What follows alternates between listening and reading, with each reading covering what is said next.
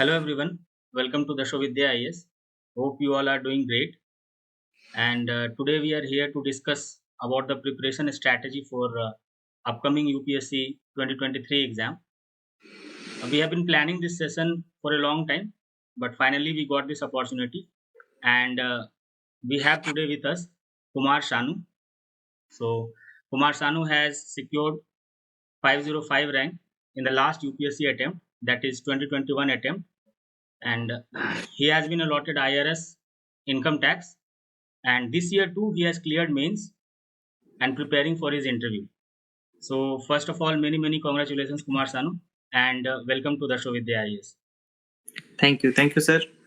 Uh, my name is Kumar Sanu, and currently I am going to join IRS IT. And let me tell you a little bit about myself. I have done my schooling from Jawahar Navodaya Vidyalaya, Araria, and thereon I went on to graduate from IIT Delhi in chemical engineering. And after completing my graduation, I started preparation for UPSC. Till now, I have written three mains, out of which uh, I have uh, I have appeared in interview for once, and I have also given interview for Indian Forest Service examination. Great. Uh-huh. So this was your third attempt, third means. Yes, sir, definitely. This was my third mains, and right now I have written fourth and appearing for second interview in civil services. Okay, great great. Okay Shanu, तो हम लोग basically इसमें सबसे पहले तो आपसे ये जानना चाहेंगे। वैसे मैं व्यूअर्स को ये बता दूं कि सानू was associated with us in the last year for a very brief period of time in content development and planning. तो मैं थोड़ा बहुत शानू को पहले से भी जानता हूँ, एंड इनफैक्ट ये हमारे लिए काफ़ी अच्छा हुआ कि ये हमसे जुड़े रहे, और इनका उस लास्ट ईयर एग्ज़ाम क्रैक हुआ और उसके बाद इन्होंने डिसकंटिन्यू कर दिया था, एंड फाइनली इस बार भी इन्होंने मेंस लिखा है। तो एक बार फिर से हम लोगों की तरफ से, दर्शो विद्या आईएएस की तरफ से many congratulations. Thank you, sir. And जैसा कि मैंने बताया कि that will discuss about the approaches, I mean approach and strategy for upcoming 2023 exam. But before that हम लोग ये जानना चाहेंगे कि जो इस बार जिनका मेंस नहीं निकला है, उनको आप क्या कहना चाहते हैं? सर, इस बार जिन लोगों का मेंस नहीं निकला है, it's already been more than 2 months since mains exam has ended. Yes. तो अब तक जो ब्रेक जिनको जो लेना था वो ले चुके हैं, और इट्स अबाउट टाइम कि वो एनालाइज करें कि उनका कहाँ पे मिस्टेक हुआ है, स्ट्रेटेजी में मिस्टेक रही है या फिर ऑप्शनल में कहीं मिस्टेक हुई है, whether they are picking correct optional और नॉट, और what should be strategy going ahead and what are the errors that they have committed in GS papers. So इन सारी बातों को फोकस करके डिसाइड करना चाहिए कि हमें अगले मेंस के लिए, अगले प्रीलिम्स के लिए किस तरह से आगे बढ़ना है। बिल्कुल। और कुमार शानू, एक बार कई बार ना students once they are unable to clear mains, like if you talk about this attempt, तो many a times what student feel that the optional is the main culprit. तो उनका ऑप्शनल कहीं न कहीं उसको रोक रहा है। ऑल्दो मार्क्स तो अभी नहीं आया है, बट उनको ऐसा लगता है।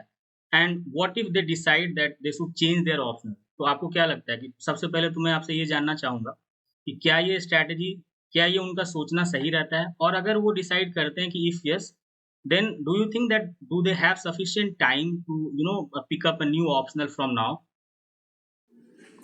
सर, इसमें जनरली 2 टाइप के स्टूडेंट्स होते हैं। एक जो बिगिनर्स स्टूडेंट है जिन्होंने कि 1 या 2 मेंस लिखे हो, और दूसरे उस टाइप के जो चौथा या 5वां मेंस लिख रहे हो। यस। तो व्हाट हैपेंस कि if you have given mains even once, you can calculate your mains marks, mains marks in optional paper.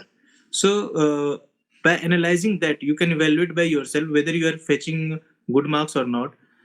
It can be in between range of 230 to 250 or 250 to 270 or 270 above. So decide on that. If you are securing low marks and if you think that you have not given your best yet in optional papers, then start preparation accordingly. But ऐसे students जो third या fourth mains लिख रहे हो, and if they are feeling that they are not getting above 230 or 240 mark, then I think it would be right for them to switch to some other optionals which are getting marks between 270 and above. Okay. so they can change, they can at least think to change, and if suppose they decide कि मुझे change करना ही है, तो अभी जो time है उनके पास, इस पे आप क्या बोलेंगे कि सफिशिएंट टाइम है कि प्रीलिम्स के पहले वो एक बार अपने ऑप्शनल्स को देख सकें? Yes, sir. Definitely, there is enough time. If for as I said, like the students who have appeared in at least 3 mains or above, uh, so they are well confident in prelims. So they can give enough time right now to towards the mains and optional study. Okay. तो अभी भी prelims में 6 महीने बचे हैं. Yes. तो if they keep aside 2 or 2.5 months for prelims, then still they have around 4 months or 3.5 months for optional paper or and GS paper preparation. So if someone picks a optional like anthro or socio or psychology, which has lesser syllabus, and it can be completed in 3 to 4 months, and if they are devoted, then it can be completed very earlier as well. Okay. So it's about the moment when you decide you have to stick with it and you have to prepare for it strategically. Okay. So what message I think that you are trying to convey is basically if any student feels who has given 3 or 4 mains, and if he feels that optional is the main culprit, yes, they can change the syllabus change the optional, and they still have sufficient time to at least go once through their optional paper. Yes, sir. Okay. But keep in mind that if it is the first or second mains of yours, sometimes what happens that if you see down scores some optionals, so I would say don't go on to change if you have given only one attempt in UPSC. Then it's best to stick with that optional and prepare thoroughly for that optional, because you have already invested so much of your time. Yes, true. So जिनका 3 या 3 से ज़्यादा mains हो गया और उनको बार-बार ऐसा लग रहा है कि ऑप्शनल की वजह से somewhere they are unable to clear the mains, then they can think to change their optional paper. Otherwise जिन्होंने 1 या 2 मेंस दिया तो they should stick to their optionals, right? Yes, sir. Okay, that's a good input. So now there are so many things to discuss on this aspect, but in this session we will try to focus primarily on 2023 attempt. Okay. So first of all, from a beginner perspective, मैं आपसे ये जानना चाहता हूँ कि let's say कि किन्हीं को 2023 में फर्स्ट अटेम्प्ट देना है या फिर लास्ट अटेम्प्ट दिया था बल्कि प्रीलिम्स क्लियर नहीं हो पाया था, उनको भी मैं बिगिनर्स की कैटेगरी में रख रहा हूँ. एंड नाउ सपोज कि अब तक today is 16th December and they haven't started their optional, and what if they decide now to start their optional preparation, तो उनके पर्सपेक्टिव से, from the perspective of aspirants who is going to appear in this 2023 exam for the first time, अब अगर वो अपना optional को उठाते हैं तो ये क्या डिसीजन सही रहेगा, पॉइंट नंबर 1. और पॉइंट नंबर 2 कि वो कितने दिन तक अपने ऑप्शनल के प्रिपरेशन को कैरी कर सकते हैं. For the beginner students, it is very important that they clear prelims examination. Okay. So the main focus for them should be to clear prelims, but at the same time, if you are clearing prelims without any preparation for mains, then it is not going to be fruitful for you. So we have to strategize like how to focus on prelims and alongside prepare for mains and optional papers. So if there is any beginner or anyone who has attempted prelims but have not cleared, for them they have a fear of prelims as well. So उनको prelims के लिए एक ज़्यादा extra time allot करना पड़ेगा. So the strategy would be to shift जैसे मैंने पहले कहा था, जो 3-4 अटेम्प्ट दे चुके हैं वो 2.5 months भी प्रिपेयर करे तो हो जाएगा, बट जो बिगिनर्स हैं उनको अराउंड 3 to 4 months जो है वो इन्वेस्ट करना होगा प्रीलिम्स के स्ट्रेटेजी के लिए. सो अगर आप 3 to 4 months प्रीलिम्स के लिए देते हैं तो उसके बाद भी आपके पास 2 to 3 months 2 to 2.5 months at least अभी भी बचते हैं. So within that month, within this time, you can prepare for optional papers. Even if you have a large optional like science optional or other optional, so still you can prepare for paper 1 at least for optional, because there is 2 parts like part 1 and part 2. If you prepare for paper 1, then after prelims you can get ready for paper 2 as well. Okay, so it's about that can be managed, because after prelims also you are getting 100 days, and it's about being prepared for the day when you are writing mains examination. Correct. So you have to be ready on that day. So strategize accordingly that you have revised at least twice and thrice your optional papers before going to appear in the final exam. Okay so अगर मतलब basically आप ये suggest कर रहे हैं कि अगर किसी ने ऑप्शनल पिक किया वेदर ऑप्शनल का सिलेबस कितना भी वाइड हो तो at least out of two papers in the optional paper 1 paper 2 अगर वो एक पेपर को भी कंप्लीट कर लेते हैं in in till Feb month तो भी एक अच्छी स्ट्रैटेजी रहेगी so that they can start their prelims preparation from March beginning. Yes, sir, definitely. Okay. And I mean related to this optional preparation, अगर कोई optional का preparation start करता है तो what do you suggest? I mean as far as test practice, answer writing practice for optional is concerned, तो अभी जब वो पढ़ना स्टार्ट करें जो आपने 2-2.5 महीने का टाइम बताया ऑप्शनल का, तो उसमें ऑप्शनल के आंसर राइटिंग को लेकर उनकी क्या स्ट्रैटेजी होनी चाहिए? क्या कुछ मिनिमम नंबर ऑफ टेस्ट है कि आप इतना तो जरूर दे दो या आप इसको फिर कैसे देखते हैं? सर प्रिपरेशन हमेशा इंटीग्रेटेड वे में हो तो ज़्यादा बेटर रहती है. If you are focusing only on theoretical aspects then answer writing would go missing. और आंसर राइटिंग का अपना ही इम्पोर्टेंस है. अगर आप ऐसे स्ट्रेटेजाइज कर सकते हैं कि आपने एक पेपर कंप्लीट किया, even with in one paper you can divide syllabus of that paper in many sub parts. So if you have completed one sub part, then after completing that sub part you can appear for the test. बहुत सारे market में test series है जो कि सब parts के लिए test series भी कंडक्ट कराते हैं. तो अगर आप ज्वाइन नहीं भी करते हो फिर भी आपको क्वेश्चन पेपर मिल रहा है. इवन आपको क्वेश्चन पेपर नहीं मिल रहा है, आप यूपीएससी के प्रीवियस ईयर्स क्वेश्चंस पे जाइए, उनको लगाइए और उनके आंसर्स लिखिए, क्योंकि लिखने के बाद ही आपको पता चलेगा कि whether you are going in right direction or not, whether you are focusing on whether you are focusing on the precise content that UPSC is demanding or not. So answer writings के बाद आपकी understanding और भी ज़्यादा develop होती है and साथ ही साथ प्रैक्टिस भी होती है, आपका कॉन्फिडेंस बढ़ता है. सो मेरा हमेशा कहना रहेगा कि फर्स्ट फेज ऑफ प्रिपरेशन में रीडिंग पे फोकस होना चाहिए, but at the same time जब आप एक सब पार्ट या कुछ एक डेफिनेट सिलेबस कंप्लीट करते हो तो evaluate yourself. Only after evaluating yourself you can जज whether you have completed in true manner और not. And in a sense that also gives a feeling of consolidating your preparation.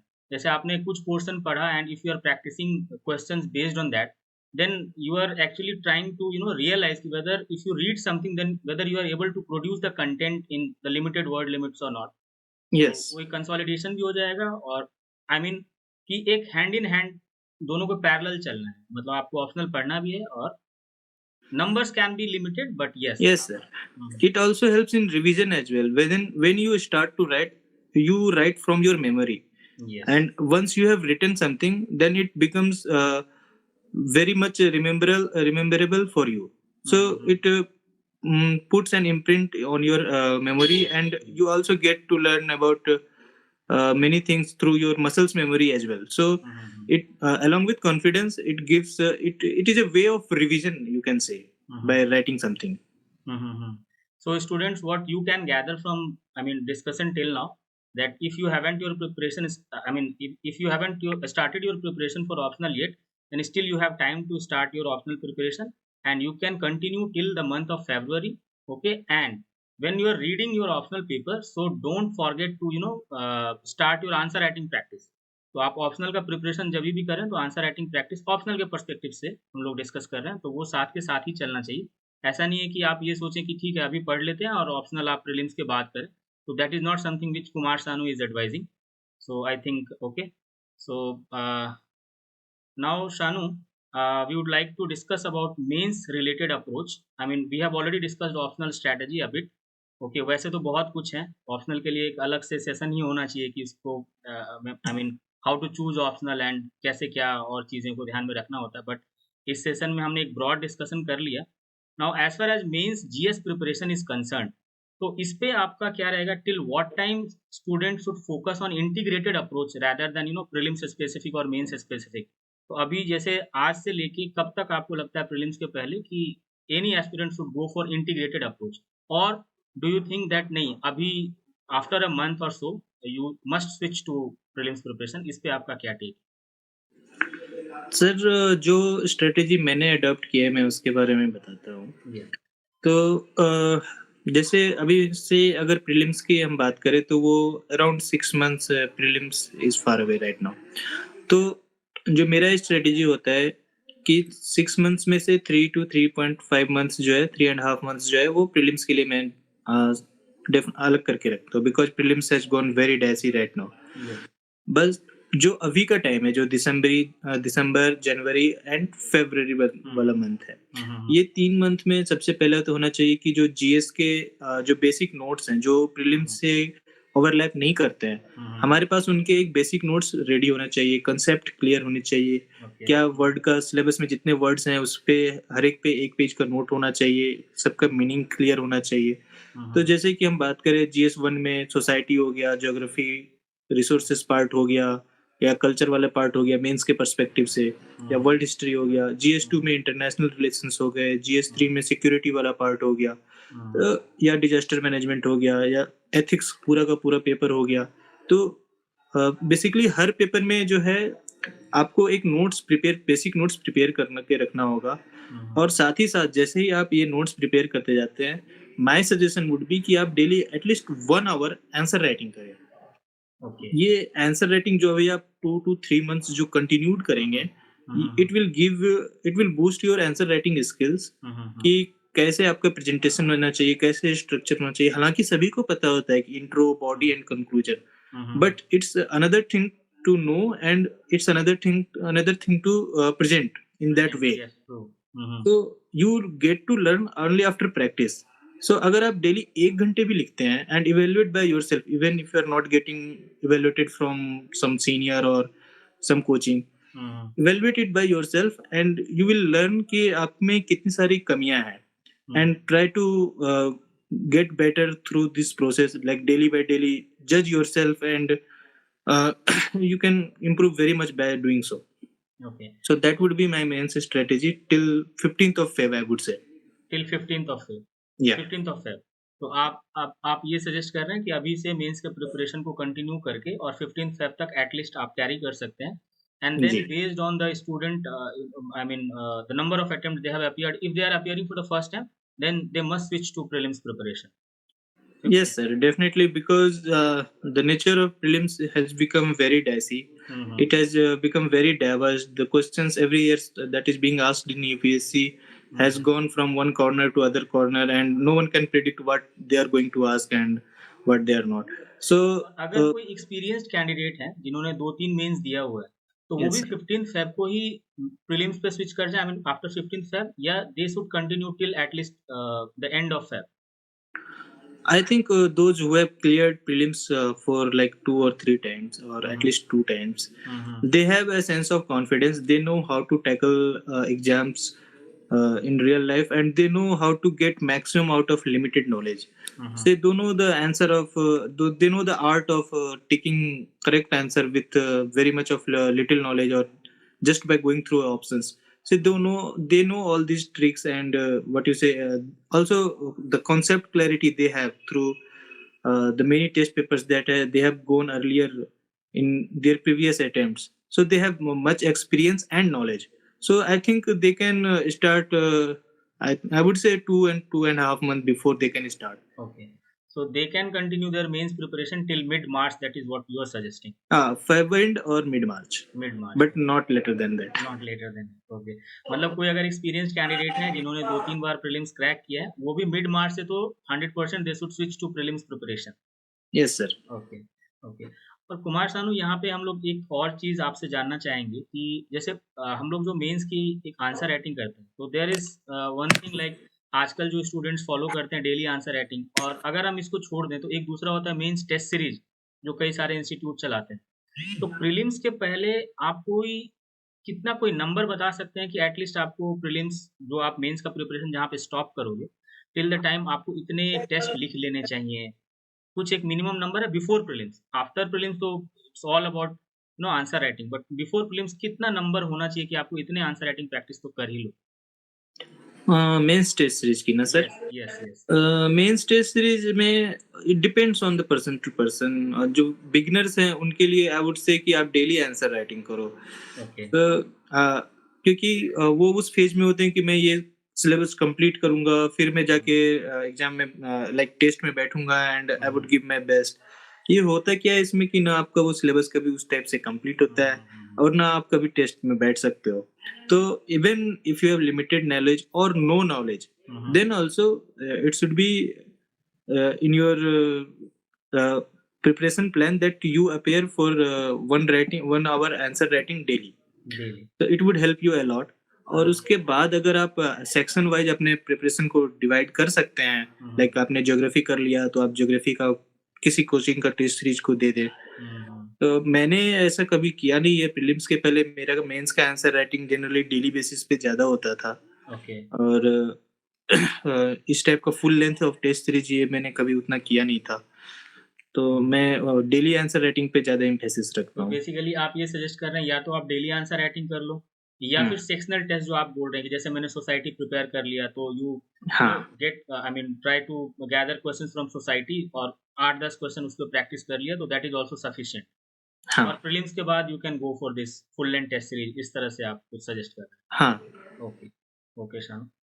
Now इससे इससे related एक और question है कि as far as mains exam is concern, ठीक है, तो वहाँ पे हम लोग आपसे जानना चाहेंगे कि आपकी क्या स्ट्रैटेजी थी कि to attempt all the 20 questions in mains exam, that should be the strategy, और या हम 16-17 क्वेश्चन को I mean 16-17 question should be attempted with utmost quality.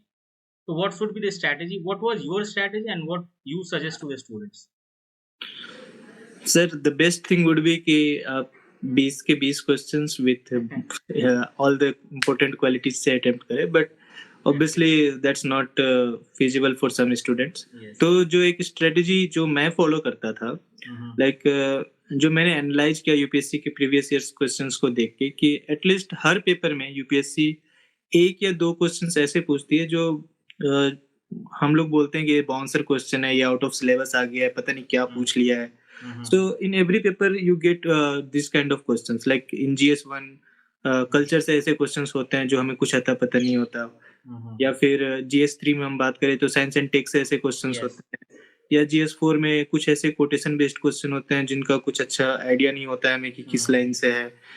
तो आप एक या दो क्वेश्चन आइडेंटिफाई कर सकते हैं, और क्योंकि हमें पेपर भी 5 to 10 मिनट्स पहले मिलता है रियल एग्जाम में, और उस टाइम पे आपको क्वेश्चन ही रीड करना होता है, कुछ और काम होता नहीं है।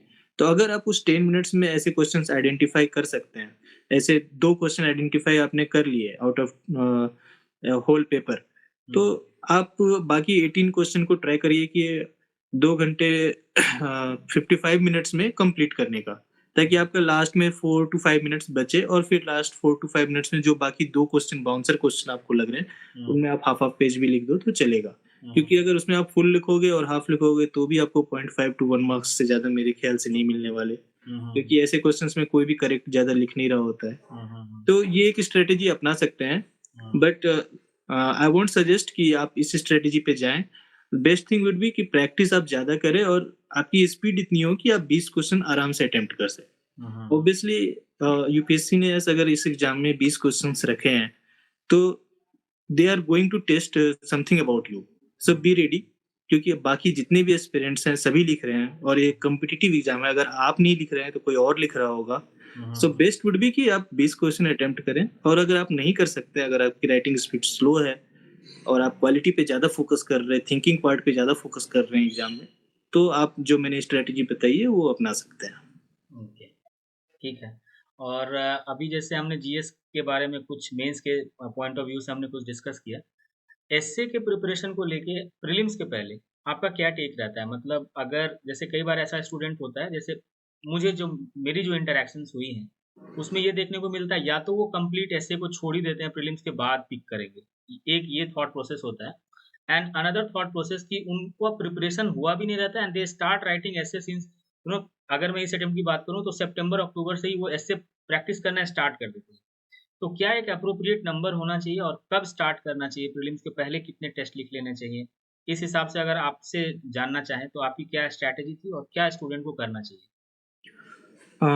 एसए पेपर जो है मेरे ख्याल से ये जितने भी जीएस पेपर्स हैं इन सब का अगर आप कल्मिनेशन देखेंगे तो वो एसए पेपर में जाता है, और रिसेंटली यूपीएससी जो है फिलोसफिकल टॉपिक्स पे ज़्यादा पूछ रही है। तो इन सब टॉपिक्स पे आपको काफी ब्रॉड एंड डायमेंशंस चाहिए जिसमें आप डिफरेंट एंगल से सारे पॉइंट्स को टच कर सकें एक ऐसे लिखने के दौरान। तो जैसे आपको हिस्टोरिकल एंगल चाहिए या कल्चरल चाहिए या सोसाइटल चाहिए, ये आपको GS1 से मिलेगा। फिर पॉलिटिकल एंगल चाहिए या इंटरनेशनल रिलेशंस वाले एंगल चाहिए या गवर्नमेंट स्कीम्स वाला एंगल चाहिए, वेलफेयर सोसाइटी वाला एंगल चाहिए, तो वो GS2 से मिलता है आपको।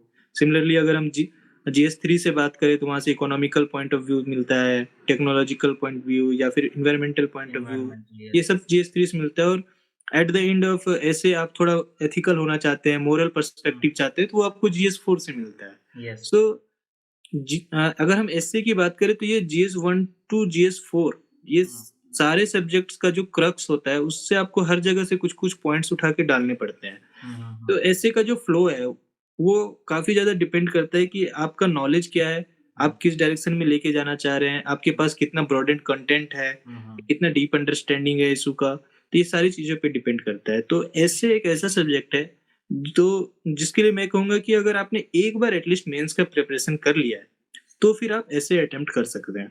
Okay. और उसमें भी सबसे पहले मैं बेस्ट एडवाइस करूंगा कि आप टॉपर्स की कॉपी देखें कि वो कैसे लिखते हैं, कैसे पैराग्राफ को लिंक करते हैं, कैसे इंट्रोड्यूस करते हैं सब्जेक्ट को। There are many different type of introduction for essay, कोई एनेक्डोट से करता है, कोई कोट से करता है, कोई रियल स्टोरी, कोई इमेजिनरी स्टोरी पे जाता है।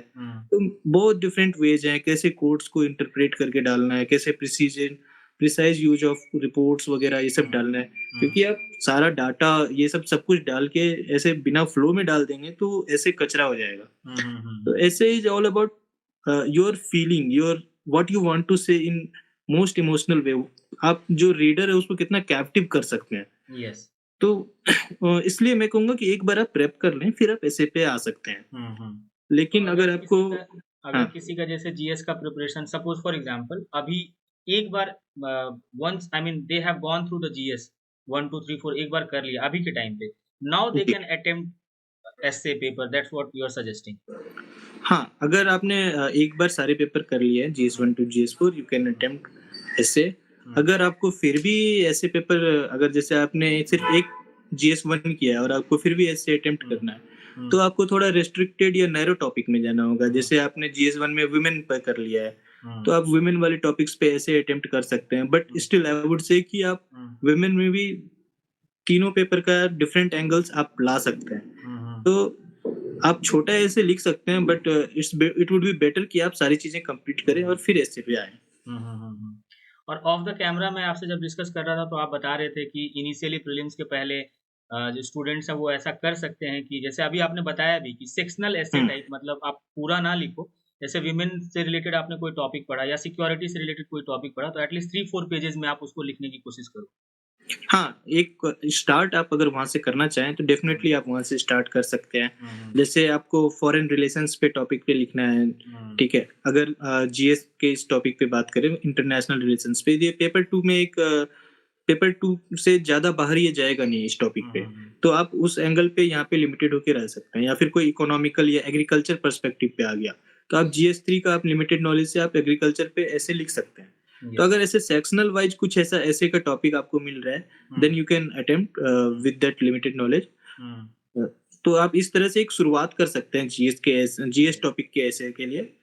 लेकिन अगर फिलोसफिकल टॉपिक की बात करें तो मेरा सजेशन रहेगा कि आप एक बार सिलेबस के थ्रू गो थ्रू हो जाएं फिर आप अटेम्प्ट करें। Yes, true. So that was very insightful. तो अभी वी हैड आई मीन हमने एक ऑप्शनल को भी देख लिया, मेंस जीएस को भी देख लिया।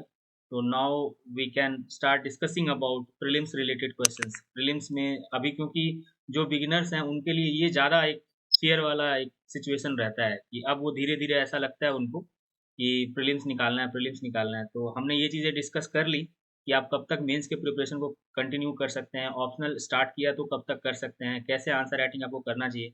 बहुत सारी चीज़ें कुमार सानू ने बताई है। तो those all suggestions were related to mains. Now moving on to the prelims question. तो सबसे पहला क्वेश्चन तो मेरा ये होगा, हालांकि ये आपने बता ही दिया है कि for the experience candidate they can start there preparation specifically for prelims from mid मार्च, और जो बिगिनर्स हैं दे can start there preparation for prelims mid Feb.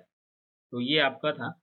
और प्रीलिम्स की अगर हम मॉक टेस्ट की बात करें, अच्छा जब हम प्रीलिम्स स्पेसिफिक प्रिपरेशन की बात करते हैं लास्ट के 2.5 मंथ्स, तो उसमें हम कहना क्या चाहते हैं कि what is that specific preparation? क्योंकि सोर्सेज तो I mean 70-80% sources are common to both prelims and mains. Then when we talk about this prelims specific preparation, तो उसमें हम लोग क्या मीन करते हैं? सर प्रीलिम्स स्पेसिफिक रिसोर्सेज की अगर हम बात करें, जो आप बोल रहे हैं कि ऐसा जो मार्केट में जो रिसोर्सेज है जनरली सब वही पढ़ते हैं, सभी लक्ष्मीकांत पढ़ते हैं, सभी स्पेक्ट्रम फॉलो करते हैं, सभी हिस्ट्री के लिए एनसीईआरटी बुक फॉलो करते हैं, एंशिएंट हिस्ट्री के लिए, सिमिलरली एनवायरनमेंट के लिए सब कॉमन बुक ही फॉलो करते हैं। तो जो रिसोर्सेज है वो मोर और लेस फिक्स्ड है, वही पढ़ के कुछ लोग निकाल रहे हैं और कुछ लोग जो है सक्सेसफुल नहीं हो पा रहे हैं। तो जो प्रॉब्लम है कि आपका फोकस कहाँ है जब आप ऐसे रिसोर्सेज को पढ़ रहे हैं। अगर आप क्वेश्चंस लगा रहे हैं, अगर आप यूपीएससी के प्रीवियस ईयर्स क्वेश्चंस को देख रहे हैं, तो आपको पता होगा कि अब जो एग्जाम का जो क्वेश्चंस आ रहा है वो कहाँ से आ रहा है, किधर से, किस पोर्शंस पे फोकस किया जा रहा है। मॉडर्न हिस्ट्री में जैसे हम बात करें तो वो गांधी के टाइम पे फोकस किया जा रहा है, लेफ्ट पार्टी पे फोकस किया जा रहा है, ना कि उस वाले पार्ट पे जहाँ पे बहुत सारे बैटल्स हो रहे थे। ठीक है, इसी तरह से एंशिएंट में अगर हम बात करें तो जैनिज्म, बुद्धिज्म बहुत इंपॉर्टेंट टॉपिक बन जाते हैं। तो आपको बेसिकली प्रीवियस ईयर्स के पेपर्स को एनालाइज करना होगा और उसके अकॉर्डिंग आपको फोकस रखना होगा कि जो मैं रिसोर्सेज पढ़ रहा हूँ उससे किस टाइप के क्वेश्चंस बन सकते हैं। जैसे ज्योग्राफी में है वो मैप बेस्ड क्वेश्चन होते जा रहे हैं, इन्वायरमेंट में टाइगर रिजर्व्स और बहुत सारे जो लोकेशंस होते हैं वाइल्ड लाइफ सेंचुरीज की, उनको पूछा जा रहा है, या फिर करंट इवेंट के जो प्लेसेस होते हैं वो भी मैप बेस्ड क्वेश्चंस में आ रहे हैं। तो you have to analyse the paper and you have to be specific कि किस टाइप से मेरे को एग्जाम का प्रेप करना है आगे। So only by being confident on your prep you can succeed in this exam. Okay, तो ये तो हो गया प्रीलिम्स स्पेसिफिक सोर्सेज कि आपको पेपर एनालाइज करना है, जैसे आपने बताया कि मैप बेस्ड क्वेश्चन हो गया, places in news, I mean ये हो गया, फिर टाइगर रिजर्व्स हो गया, या इस तरह के जो डाटा वगैरह इंडिसेस हैं, रैंकिंग्स वगैरह, ये सारी चीज़ें हो गई। अगर हम मॉक टेस्ट की बात करें, तो आपकी क्या स्ट्रैटेजी थी? मतलब प्रीलिम्स के पहले, आई मीन प्रीलिम्स एग्जाम के लिए आप कितने आपने मॉक टेस्ट दिया था इन योर वेरियस अटेम्प्ट्स? मतलब शुरुआत में जब आप दे रहे थे तब कितना दे रहे थे, और जब आपने like you said this is your fourth attempt, I mean fourth mains, तो आपका इस बार जब प्रीलिम्स था इसमें आपने कितने पेपर दिए थे? आइडियली एक स्टूडेंट को कितना एक मॉक देना चाहिए प्रीलिम्स का? Okay, so let me explain this in two parts. First, as a beginner, what I did, and uh, what I did after 2 or 3 attempts. तो एज ए बिगनर मेरी जब मेरा फर्स्ट अटेम्प्ट में prelims नहीं हुआ था, so it really shocked me and it pushes you back like 1 year, like when you do not get when you do not complete when you do not compete in prelims exam, आपकी जितनी भी mains की preparation रहती है वो धरी की धरी रह जाती है। Yes. So it's very important that you clear the first stage of this exam. तो मैंने जो है एक 4 month स्ट्रेटेजी बनाई थी इन द फर्स्ट अटेम्प्ट, जब जिस साल मेरा क्लियर हुआ था। तो मैं क्या करता था, फर्स्ट 1.5 to 2 months में एक बार सिलेबस कंप्लीट करता था। So my strategy would be like if I am आप लास्ट के 4 महीने की बात कर रहे हैं, प्रीलिम्स एग्जैक्टली, हाँ, प्रीलिम्स से जस्ट 4 months पहले की बात कर रहा हूँ मैं। अच्छा, ओके। तो मैं जनरली पूरे सिलेबस को 3 या 4 रिवीजन में रखता था। फर्स्ट रिवीजन जो है मेरा 1.5 to 2 months में कंप्लीट होता था सारे पेपर्स के, जो प्रीलिम्स स्पेसिफिक रिसोर्सेज की जो हम बात कर रहे हैं, like Laxmikanth, Spectrum and all books. Yes. और फिर जैसे जैसे मैं एक बुक कंप्लीट करते जाता था, उसका नेक्स्ट डे जो है 1 या 2 टेस्ट दे दिया करता था। जैसे मैंने पॉलिटी कंप्लीट किया, फिर उसके बाद मार्केट में जो भी किसी एक का मैं टेस्ट सीरीज पकड़ रहा था। जैसे आप कोई भी एक Yes. कोचिंग का ले लो, whatever coaching you find correct, उस कोचिंग का टेस्ट सीरीज लो आप और उसको कंप्लीट करो। तो मैंने पॉलिटी का दे दिया, फिर मैंने हिस्ट्री का दे दिया। तो ये मैं 1.5 to 2 months करता था, और जब तक मेरा ये खत्म होता था तब तक मैं ऑलमोस्ट 10 या 12 टेस्ट दिया हुआ करता था। सेक्शनल इसको बोल सकते हैं। हाँ, जिसको आप सेक्शनल टेस्ट बोल सकते हैं, एग्जैक्टली। उसके बाद जैसे ही ये मेरा खत्म होता था, उसके बाद मैं फिर से टेस्ट स्टार्ट करता था मैं डेली मैनर में। लाइक मैं सुबह 9 बजे बैठता था, 9 से 11 टेस्ट देता था, और फिर 11 से 2 बजे तक 3 घंटे में उसका एनालिसिस पढ़ता था, जो आंसर सॉल्यूशंस जो आती है, जो लाइक 20 to 30 पेजेस में होती है बहुत सारी कोचिंग की. तो it takes time, but it is a 5 hour exercise for every test paper. And ये मैं नेक्स्ट 40 days कंटिन्यूड करता था, जो कि जनरली मेरा मिड मार्च या मार्च से स्टार्ट होता था और वो अप्रैल तक जाता था. ठीक है, अप्रैल एंड तक जाता था. मैं 40 टेस्ट लगाता था. इस बीच में जितना मेरा सिलेबस कंप्लीट हुआ है उसका मैं वापस से रिवाइज करता था और फिर टेस्ट लगाते जाता था उस बेसिस पे. फिर 40 टेस्ट कंप्लीट होता था तो मेरे पास लास्ट का 1 month बचता था, जिसको मैं टोटली सिर्फ रिवीजन के लिए रखता था. जो मैंने 40 टेस्ट लगाया इसको मैं दोबारा पढ़ता था, इसमें क्या मिस्टेक्स किए हैं उसको एनालाइज करता था कि किस लिमिटेड नॉलेज से मैं इसमें मार्क्स बढ़ा सकता हूँ, क्या क्या मिस्टेक्स किए. और फिर उस मंथ में मैं जनरली जो टेस्ट लगाता था वो किसी कोचिंग का नहीं लगाता था, मैं यूपीएससी के प्रीवियस ईयर्स प्रीलिम्स का टेस्ट लगाता था. तो मैंने जैसे लास्ट के मंथ में 5 या 6 जो है प्रीवियस ईयर यूपीएससी प्रीलिम्स का टेस्ट लगा लेता था. तो और उसके बेसिस पे मैं स्ट्रेटेजी बनाता था. जैसे उस टाइम पे साइंस एंड टेक में मेरे को questions all of the above, किस टाइप के क्वेश्चंस में ऑल ऑफ द अबव जाना है, या पॉलिटी वाले में किस टाइप के क्वेश्चंस में जो है मतलब मिस्टेक्स हो सकती है या नहीं हो सकती है. अगर मेरा सॉरी अगर मेरा लिमिटेड नॉलेज है तो मैं इकोनॉमिक्स के क्वेश्चंस में, मतलब एक होता है ना अनुमान लगाना, जो कि गेसिंग इन राइट डायरेक्शन. अगर आपके एग्जैक्टली तो अगर आपके पास 50-50 ऑप्शंस बन रहे हैं तो फिर किस साइड आपको लीन करना है. तो ये सारी चीजों को जो करेक्ट करना होता है वो मैं जनरली फिर यूपीएससी का प्रीवियस ईयर्स लगा करके उसके बेसिस पे मैं स्ट्रेटेजी बनाता था. और मैं लास्ट का 1 month इसलिए भी सेव करके रखता था क्योंकि लास्ट के 1 month में आपके पास बहुत सारी नई इन्फॉर्मेशन आती है. आपने हो सकता है तैयारी के वक्त कुछ छोड़ रखा हो, कोई रिपोर्ट छोड़ रखा, कोई इंडिसेस का लिस्ट छोड़ रखा, या फिर मान के चलिए आपने बायोस्फीयर रिजर्व का लिस्ट छोड़ रखा है, या कुछ न्यूज़. हाँ, ऐसी बहुत सारी चीजें इन्फॉर्मेशन आती है तो आपको रियलाइज होता है कि अरे ये तो रह गया. तो अगर आप अपने को एक बफर दे के रखते हैं तो you can be prepared to tackle those. तो इस लास्ट में मैं बस स्ट्रेटेजाइज बहुत ही रहता था, रिसोर्सेस लिमिट करता था और बार बार रिवीजन करता था और फिर हैप्पियर होता था. Okay, so if I can summarise, तो आप ये कह रहे हैं कि you started, I mean you devoted around 4 months for your prelims preparation. उसमें से शुरुआत के जो 1.5 months थे उसमें आप एक तरह से सिलेबस को कंसोलिडेट करते थे with sectional test, and then another 40 days वहाँ पे आप हर दिन ही टेस्ट देते थे, एंड देन लास्ट 1 month बोल रहे हैं या 20 days जैसा भी हो, आप पीवाईक्यू के थ्रू और कुछ एडिशनल इन्फॉर्मेशन जो आपका रह गया उसको आप कंसोलिडेट करते थे. So this was the strategy that you were following, and you cracked prelims four times, right? 4 times. Yes, sir. 4 times. And this worked, one times forest also. Forest का also. Great.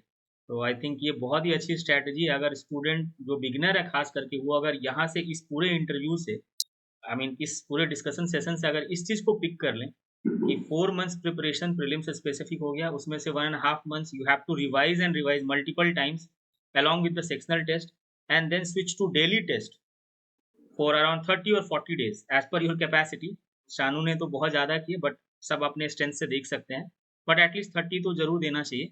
और उसके बाद last महीने 15-20 days you must keep as a buffer so that you can analyse PYQs अपने strength को, जो आपने daily test वगैरह दिए हैं वहाँ के शॉर्ट कमिंग्स को एनालाइज कर सकते हैं, कुछ एडिशनल इन्फॉर्मेशन गैदर कर सकते हैं. That's a very good strategy. I think अगर इसको कोई फॉलो करे तो बहुत हेल्पफुल रहेगा उनको. Yes sir. और जो 2 से 3 बार प्रीलिम्स निकाल चुके हैं, I think they are confident enough, they know their way how to handle prelims. They know the static resources are more important rather than current affair news. So they can prepare in those things. चाहूंगा, अभी आपने बोला they know that static is much more relevant than current. आप ये कह रहे हैं? Yes sir. In prelims exams, what is happening right now, the focus has shifted so much towards current affairs. Okay. And market, I mean to say coaching institutes, that they are providing the current affairs in so much bulk. And when I sit down and analyze like what is the cost benefit effect that is coming out of these lot of current affairs, then I realize that it's still the static portion of the prelims that is getting you qualified. Because अगर आपने static portion में accuracy 80 to 90% लेके चल रहे हैं, Good, yes. और current affair में generally सबका 50-50 टाइप से चल रहा होता है. कुछ सही होते हैं, कुछ गलत होते हैं। इट डजंट मैटर कि आप करंट अफेयर कहाँ से कर रहे हो। तो करंट अफेयर पे लोगों का फोकस इतना शिफ्ट हो जाता है कभी-कभी कि वो स्टैटिक पे भूल जाते हैं कि स्टैटिक कितना इम्पोर्टेंट है आपके और एग्जाम के। वहीं पे उनके कॉम्पिटिटर एज ले लेते हैं। एग्जैक्टली अगर आपने स्टैटिक में आपकी एक्यूरेसी रेशियो बहुत हाई है, आप और होनी भी चाहिए क्योंकि स्टैटिक है। अगर आप लक्ष्मीकांत से कोई क्वेश्चन आ रहा है, आप उसको गलत नहीं कर सकते। It's a competitive exam. तो आप नहीं, आप गलत कर रहे हैं तो आपको फिर करंट अफेयर का क्वेश्चन टैकल करना होगा जो कि मच मोर डिफिकल्ट है यस। Other than static. तो this is basically a myth buster. आपने यहाँ पे ना बहुत सारे मिथ्स को, क्योंकि जनरली क्या होता है कि जैसे जैसे प्रीलिम्स पास आता है, और जब यही जो मैं कह रहा था कि प्रीलिम्स स्पेसिफिक प्रिपरेशन से हम लोग क्या मीन करते हैं, तो स्टूडेंट जनरली इसको ऐसा सोचते हैं कि अब हम करंट अफेयर्स कर। So basically what I could understand from this discussion, what you said, कि करंट अफेयर्स नो डाउट पढ़िए, बट करंट अफेयर्स के सही होने के chances are 50-50। But static portion पे अगर आपका कमांड अच्छा रहेगा and your accuracy is more than 80%, then definitely you will get an edge over other students. Yes तो स्टूडेंट मस्ट बी केयरफुल कि आप जब प्रीलिम्स स्पेसिफिक प्रिपरेशन करते हैं तो try to command over the static syllabus. Like आपको Spectrum देखना है कि वहां से आपके क्वेश्चंस गलत ना हो, लक्ष्मीकांत से गलत ना हो, ज्योग्राफी से गलत ना हो, इन्वायरमेंट अगर सब कोई शंकर आईएएस पढ़ रहे हैं, आप भी पढ़ रहे हो, तो आप अगर वहां गलत करते हैं उन क्वेश्चंस को, अगर बेसिक कॉन्सेप्चुअल पूछ दिया इन्वायरमेंट से, तो that will be considered as a blunder. तो यस सर, डेफिनेटली। ओके, तो ये भी एक काफ़ी बड़ा इनपुट है। तो इसको भी स्टूडेंट्स को काफ़ी ध्यान रखना चाहिए कि static is more relevant than current affairs.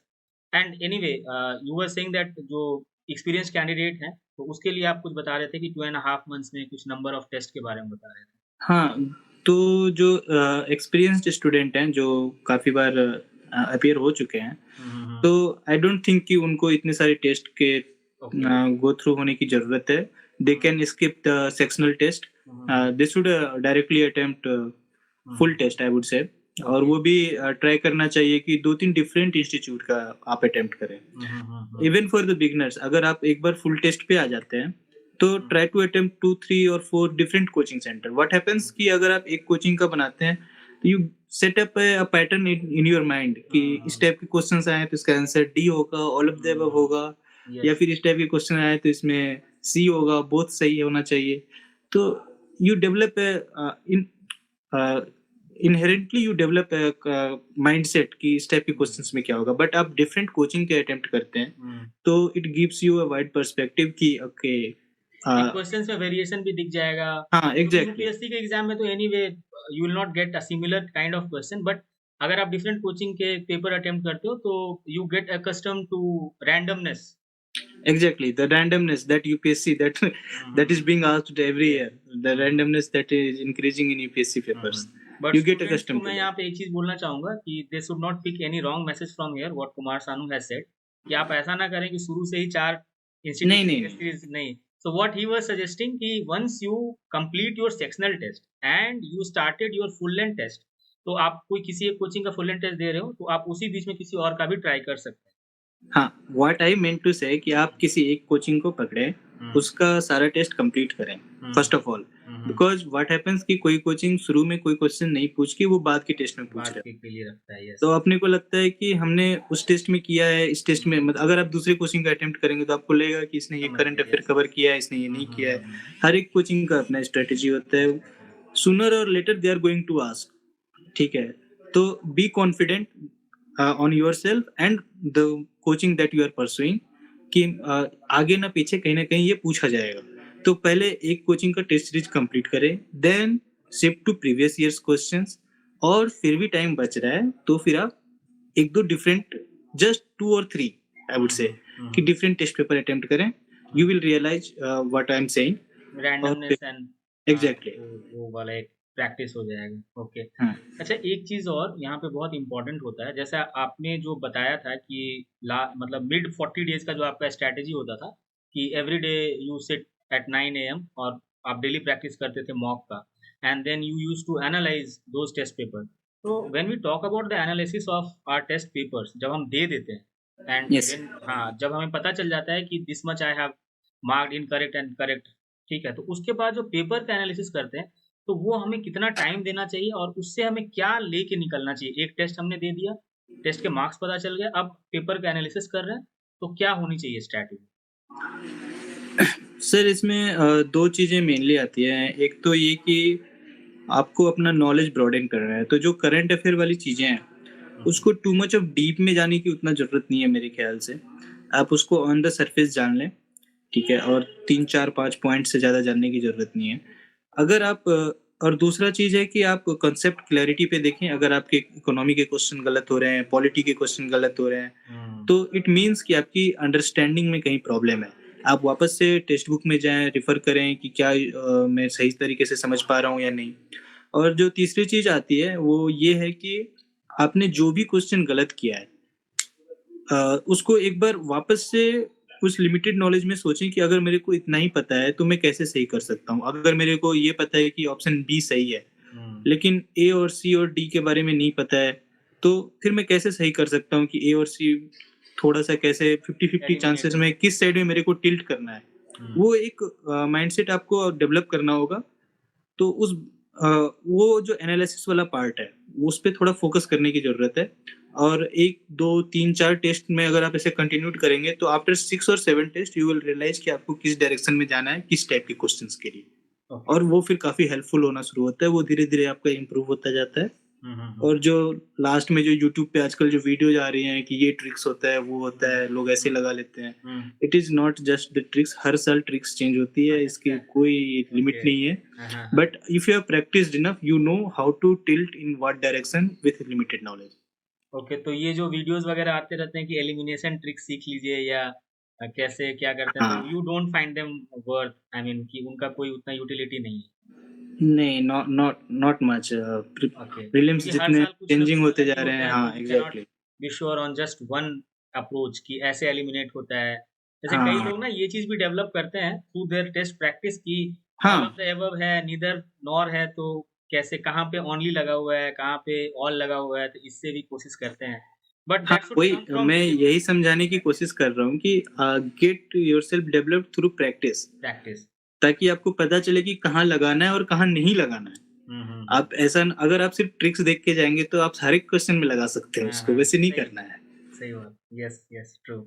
Now जैसा मैंने आपसे मेंस में पूछा था कि what should be the strategy to whether to attempt all the questions and और to attempt 16-17 questions with quality. तो सिमिलरली प्रीलिम्स के बारे में अगर बात करें, तो प्रीलिम्स में ऐसी क्वालिटी की तो कोई बात नहीं है। But what was your strategy? आपने डिफरेंट वेरियस प्रीलिम्स एग्जाम में कितने क्वेश्चंस, आपका एक टारगेट होता था before going, I mean entering into the exam hall, कि आपको पता होता था कि यार मैं एटलीस्ट 85 प्लस लगा के आऊँगा? एंड अभी आपके एक्सपीरियंस से क्या समझ के आ रहा है कितना अटेम्प्ट करना चाहिए? अ, ये डिपेंड करता है कि आपका एक्यूरेसी रेशियो क्या है। हुँ, अगर जैसे मेरे केस में बात करें, मेरा एक्यूरेसी रेशियो जो है जनरली 66 टू 69 के बीच में होता था, 67, 68, हुँ, कभी-कभी 65 भी होता था। तो अगर आपका एक्यूरेसी रेशियो 65% है, इर्रिस्पेक्टिव ऑफ क्वेश्चंस कि क्या पूछा जा रहा है, नहीं पूछा जा रहा है, हुँ, फिर भी मैं अटेम्प्ट करता था। क्योंकि मैंने बहुत टेस्ट अटेम्प्ट किया था, तो मैं शुरू के 1-2 टेस्ट में 3 टेस्ट के बाद मैं अपना स्ट्रैटेजी चेंज करते जाता था कि मैं कभी प्रिसिजन पे फोकस करता था। हुँ, लाइक 70 क्वेश्चन अटेम्प्ट करके मेरे कितने मार्क्स आ रहे हैं। फिर मैं एक टेस्ट में 100 अटेम्प्ट करता था, उसके बेसिस पे मैं देखता था कि मेरे कितने मार्क्स आ रहे हैं। तो after attempting 2-3 different kind of strategy, I realised कि इर्रिस्पेक्टिव ऑफ क्वेश्चन मेरा जो एक्यूरेसी रेशियो है वो 67% के अराउंड है। हुँ, हुँ, तो ऐसे में इट इज़ मोस्ट यूज़फुल कि मैं ज़्यादा से ज़्यादा क्वेश्चन अटेम्प्ट करूँ। ओके, हुँ, सो तो मैं हमेशा हर बार जब भी मैं बैठा हूँ, तो मेरा नंबर ऑफ अटेम्प्टेड क्वेश्चंस जो है वो अराउंड 90 और अबव 90 ही रहा है। अच्छा, अगर एग्जाम में मुझे ऐसा लगा कि पेपर बहुत टफ है, like they are asking medieval India hmm, questions, hmm, या फिर एंसेंट में कुछ ऐसा पूछ लिया जिससे मैंने पढ़ा ही नहीं है, या कल्चर में कुछ ऐसा पूछ लिया जिसका मुझे कोई आइडिया नहीं है, हुँ, हुँ, या फिर स्पोर्ट्स सेक्शन से पूछ लिया जो जनरली हम लोग तैयार नहीं करते हैं। तो अगर इन सब चीज़ों से पूछ लेता है, तो if you realise in the paper itself कि पेपर हार्ड है, तो मैं 85 तक आता था। But hmm, still I would say कि मैं 85 प्लस ही अटेम्प्ट करता था। Hmm, and I would suggest कि जितने भी न्यूकमर्स हैं, अगर उनका एक्यूरेसी रेशियो जो है वो 60% अबव है, हुँ, इट मीन्स कि they are getting positive marks by attempting more question. Hmm, hmm, तो आप ज़्यादा से ज़्यादा क्वेश्चन अटेम्प्ट करें, आपका 1-2 ऐसा कुछ मार्क्स एडिशन ही होगा, कम नहीं होगा। हुँ, क्योंकि अगर आप कम क्वेश्चन अटेम्प्ट करते हैं, और भूल चूक से भी आपका रेशियो एक्यूरेसी रेशियो डाउन जाता है, then it's a big risk in my view and it can lead to your failure. So अगर आप प्रिसीजन बेस्ड हैं तो मेक श्योर कि आप बहुत सही हो. तो आप अगर नंबर की बात करें तो आप ये एडवाइस कर रहे हैं कि 85 प्लस तो अटेम्प्ट करना चाहिए. एंड अगेन हर एक स्टूडेंट का अपना एक हो सकता है, बट इन जनरल आप ये एडवाइस करो कि 85 प्लस अटेम्प्ट करो तो यस सर. चांसेस रहते हैं. Okay. Yes sir.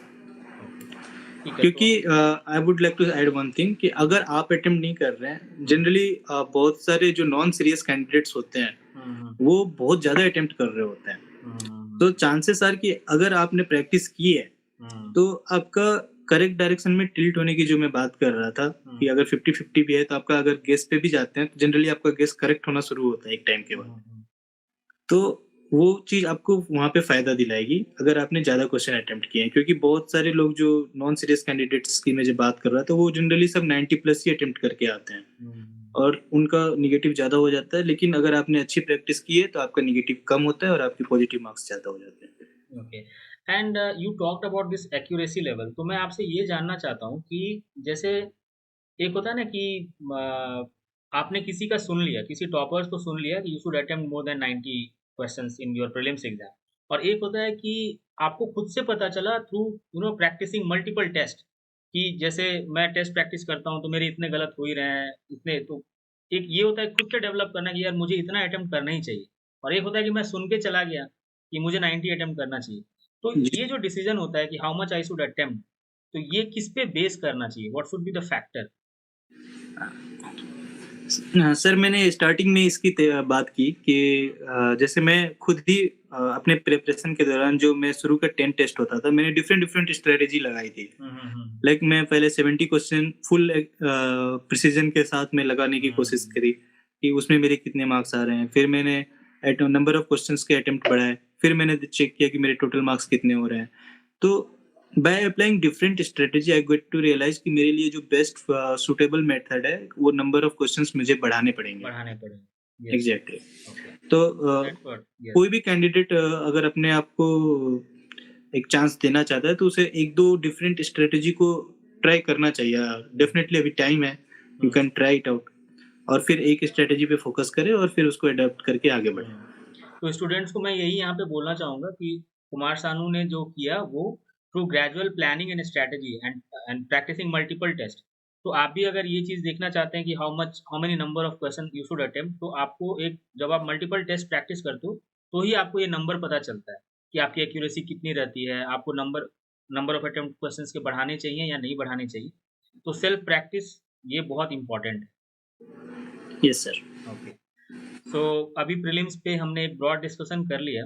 Now the very important thing, हालांकि आपने हल्का टच उसको दे दिया था पहले ही. So if we talk about current affairs preparation, तो उसको आपने कैसे मैनेज किया था और क्या एक स्ट्रैटेजी होनी चाहिए स्टूडेंट्स के लिए? सर करंट अफेयर्स अगर आप रेगुलरली नहीं करते हैं तो लास्ट में एक बहुत बड़ा पेंडिंग हो जाता है ये, और ये becomes a very big block to tackle.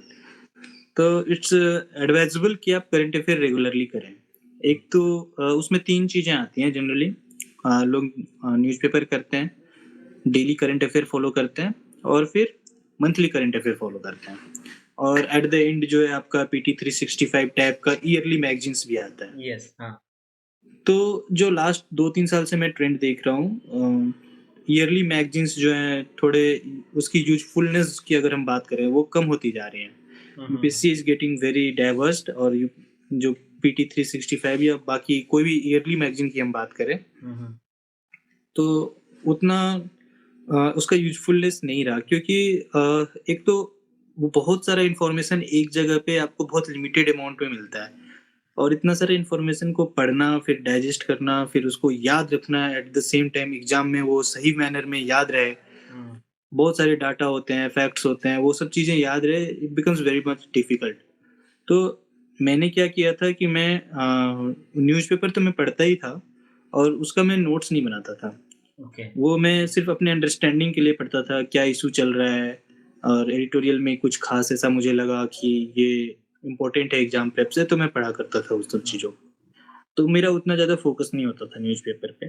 हाँ, न्यूज़पेपर का यूटिलिटी मेरे लिए था कि मेरे को कुछ एसे या एथिक्स के लिए अगर कुछ ऐसा कंटेंट मिल गया वहाँ पे, कुछ केस स्टडी मिल गया, कुछ एग्ज़ाम्पल्स मिल गए, कुछ ऐसा बेस्ट लाइन्स मिल गया या कुछ एडिटोरियल के कंक्लूडिंग लाइन्स अच्छे होते थे कि कैसे कंक्लूड करना चाहिए चीज़ों को, तो वो लाइन्स या फिर कभी-कभी स्टार्टिंग भी अच्छा होता था कुछ एडिटोरियल का या फैक्ट एंड फिगर्स ऐसा कुछ मिल गया तो वो मैं वहाँ से नोट कर लेता था, बट हर न्यूज़ को मैं नोट करने नहीं जाता था। ये मेरा न्यूज़पेपर का यूटिलिटी था। फिर मैं एक करंट अफेयर में किसी एक कोचिंग का फ़ॉलो करता था। कोई भी एस्पिरेंट्स किसी भी कोचिंग का एक पकड़ सकते हैं, जो भी पॉपुलर कोचिंग उनको लगे, जिस पे उनको ट्रस्ट है। और फिर मैं क्या करता था, उसका नोट्स बनाता था। डेली जो करंट अफेयर में पढ़ता था, पढ़ने में 15 से 20 मिनट लगते थे।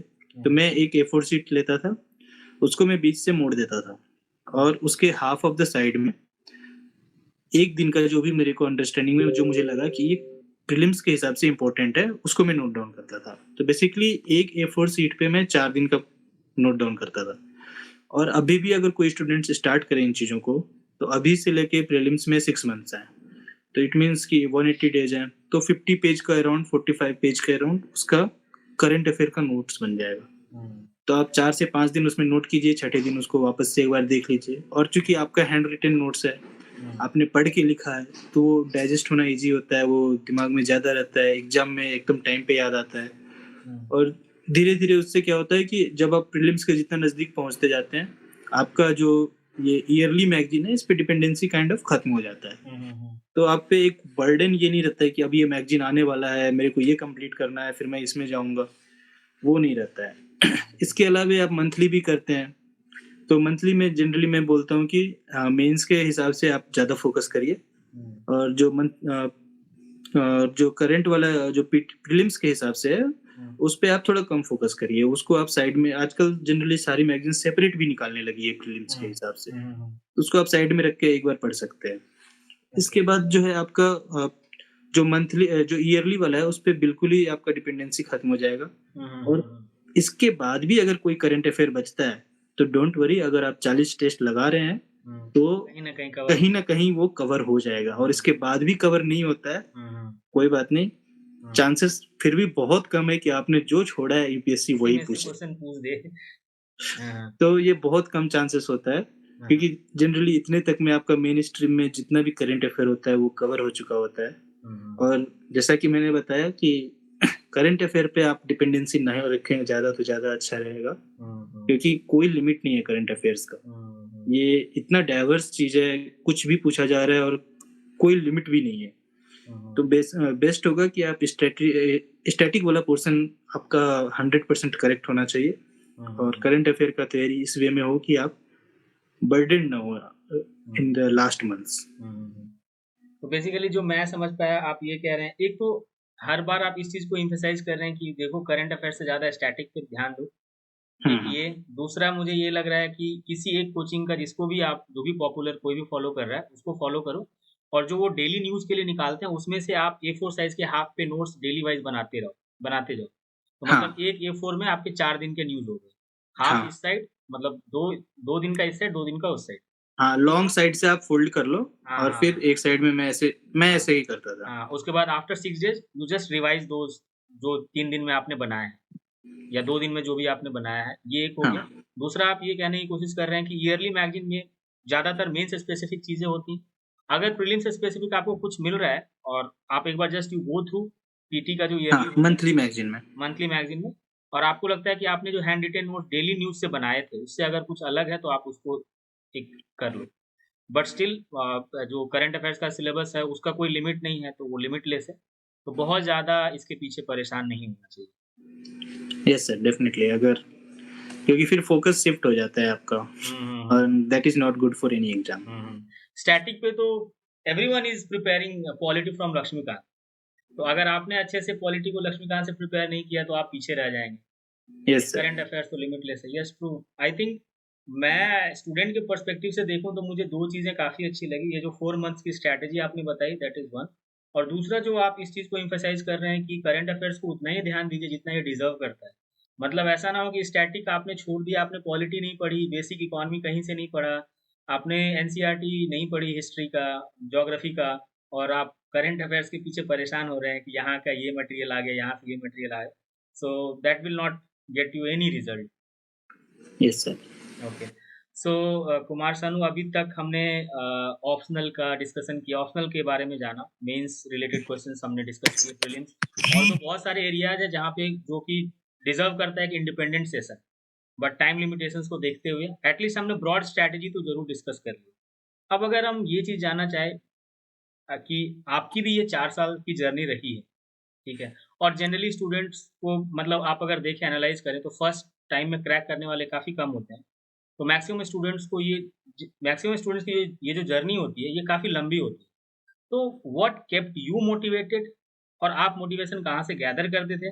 और दूसरा, मतलब इन जनरल स्टूडेंट और क्या कर सकते हैं, कॉम्प्लीमेंट देयर प्रिपरेशन की अलोंग साइड, हम ये भी कर लें तो अपने आप को मोटिवेटेड रखें, क्योंकि इतने लंबी लंबी जर्नी को कैरी करना इस टाइम तक, वो थोड़ा सा डिफिकल्ट हो जाता है। तो आपका क्या रहता था इस मोटिवेशन को लेके, और आप एडवाइस क्या करते Yes, sir. You are very right in this regard कि काफ़ी difficult रहता है to keep yourself motivated.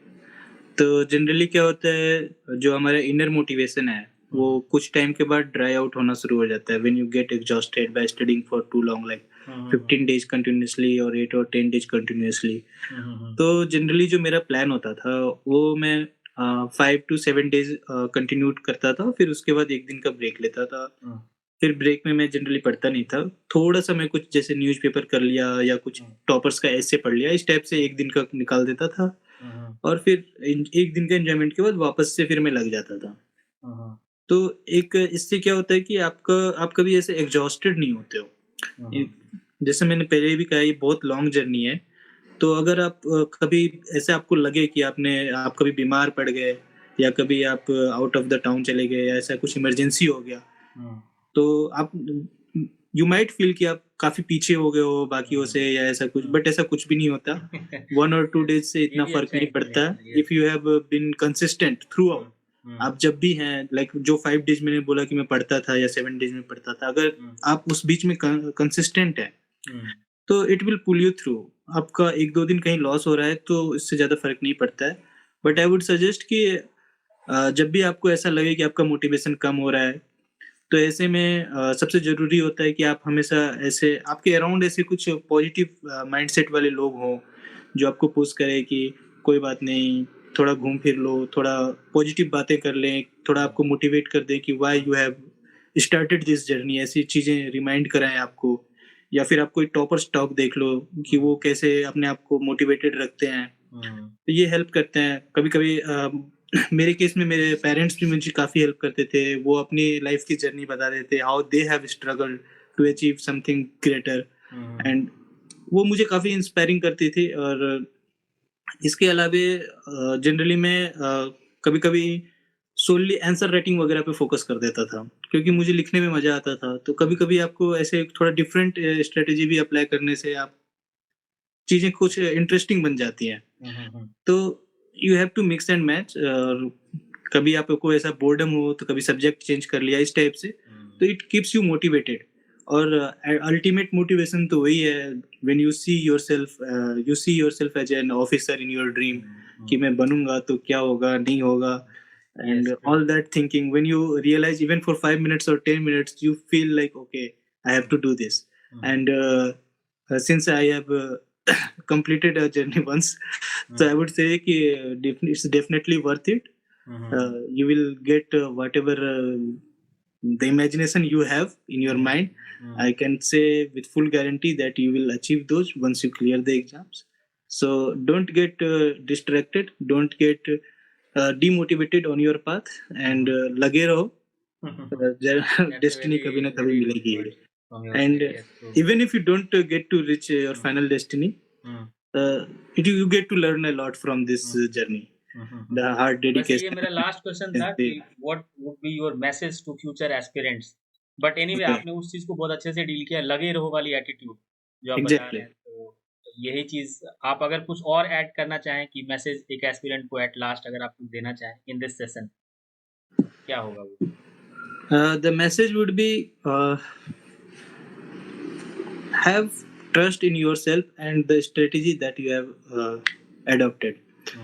हमेशा आपको लगेगा कभी-कभी कि कोई दूसरा जो करंट अफेयर फॉलो कर रहा है वो ज़्यादा बेटर है, या ये कोचिंग का मटेरियल ज़्यादा अच्छा है, इस कोचिंग का जो मैंने चूज़ कर लिया वो बेकार है। हुँ, या कभी आपको लगेगा कि मैंने कम टेस्ट लगाए हैं जबकि मुझे ज़्यादा टेस्ट लगाने चाहिए। हुँ, तो don't get distracted by these thoughts. आपने जो एक प्लान बना लिया है, एक स्ट्रैटेजी बना ली है, आपने जो एक मेंटर चुन लिया है, जो आपने एक कोचिंग पकड़ लिया है, be fully confident on that, because they are the people, they also want you to succeed, you also want yourself to succeed. तो अगर आप सब जगह को सारे नाव पे पैर रखेंगे तो फिर आप डूब जाएँगे। Hmm. So be confident in yourself and your strategy, and be consistent and very hard working to achieve that. Yes, great. So, thank you, Shanu. So, this was really an insightful session, and I think कि students अगर इस session से ले सीखना चाहें तो बहुत कुछ सीख सकते हैं। आपने बहुत ही वैल्यूएबल इनपुट शेयर किया। ऑलमोस्ट हमने सारे एरियाज़ को एक प्रिपरेशन को लेके सारे एस्पेक्ट्स को टच किया है, और हम चाहेंगे कि we can conduct such sessions जहाँ पे हम लोग इंडिविजुअल एस्पेक्ट्स को ले सकते हैं। फॉर एग्जांपल करंट अफेयर्स को ले लिया, या प्रीलिम्स स्पेसिफिक प्रिपरेशन को ले लिया। बट आई थिंक अगर इस सेशन की हम लोग बात करें तो आपने बहुत ही वैल्यूएबल इनपुट शेयर की, काफ़ी अच्छा लगा आपसे इंटरैक्ट करके। And we wish you all the best for this year interview, और हम बहुत ही होपफुल हैं आपको लेके कि आप बहुत अच्छा रैंक लेके इस बार भी आप यूपीएससी क्रैक करेंगे। So thank you very much. Thank you. Thank you, sir. Thank you for having me on this platform, and I hope more and more aspirants reach out to your genuine effort. Thank Thank you again. Thank you sir.